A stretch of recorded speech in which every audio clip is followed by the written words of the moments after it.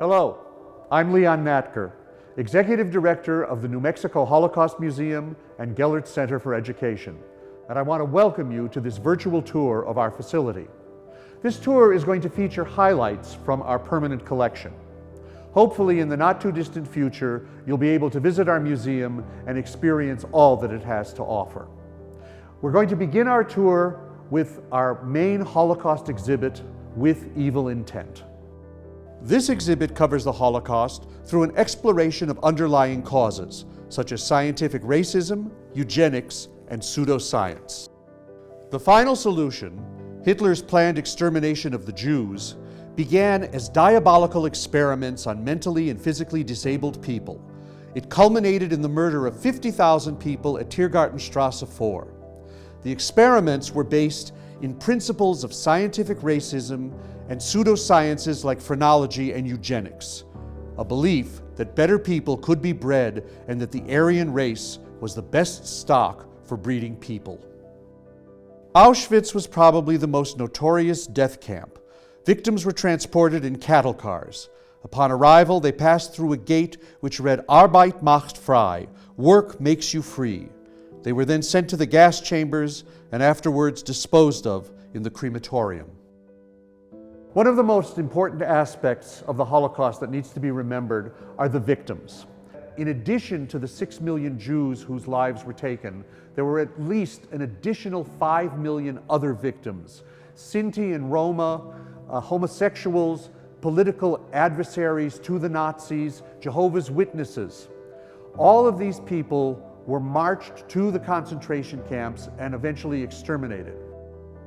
One of the exhibits that I would like you to take notice of is this Tower of Seeds. It has actually been calculated to show exactly how many people died. There are indeed 11 million seeds in there. The bottom represents the Jewish children. There are then Jewish adults, and then 5 million on top, representing all of the other victims of the Holocaust. One of the museum's prized treasures is the Flossenburg flag, created by inmates of Flossenburg concentration camp to welcome their liberators and collected by Albuquerque resident Roy Schaefer. It was just sitting there hanging around our house. We were living in the house of the commandant of the concentration camp, a beautiful chalet. And it was knocking around, and I think when we went to leave, nobody else wanted it, so I thought, this is history. Our new Survivors exhibit features testimonies from local survivors and their children. When my parents got out of the camp and got married, we made our way to the displaced persons camp in Stuttgart, Germany. These were safe places that survivors of the Holocaust could go to following the war. I often wondered why we would end up in Germany. It also features two very remarkable artifacts.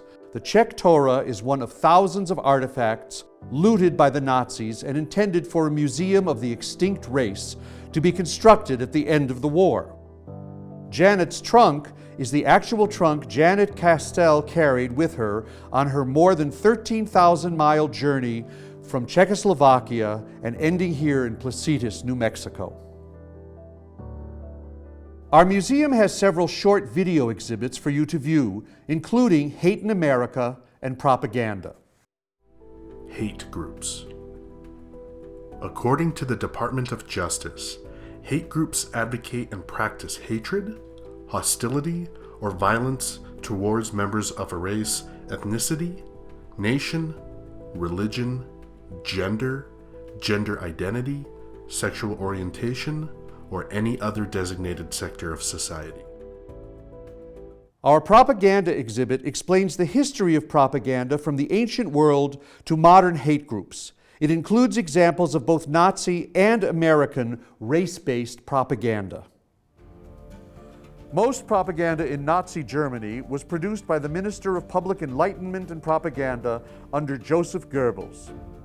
Nazi propaganda featured images of healthy, blonde, blue-eyed youth, as well as images of Jews as snakes, spiders, and evil conspirators. Jews were also linked with blacks as degenerate artists. Another new exhibit is Colonization, a brief history of the effects of colonization on New Mexico's native populations. Again, we look for underlying causes: the Catholic Church's questioning of whether natives had souls, their imposition of the Inquisition to cleanse those souls, and the Pueblo Revolt of 1680. We look at the Americans' attempted genocide in the late 19th century, the forced assimilation through Indian schools such as Carlisle, using the motto, "Kill the Indian to save the man." This exhibit also looks at the exploitation of native populations through race-based imagery in tourist trinkets and team logos. We now have phase 2 of our exhibit on the African American experience, which goes from Reconstruction to the end of World War II. This exhibit shows examples of African American contributions to the general culture of the United States, including intellectuals like Ida Wells and artists of the Harlem Renaissance such as Langston Hughes and the brave men and women who fought in World War II.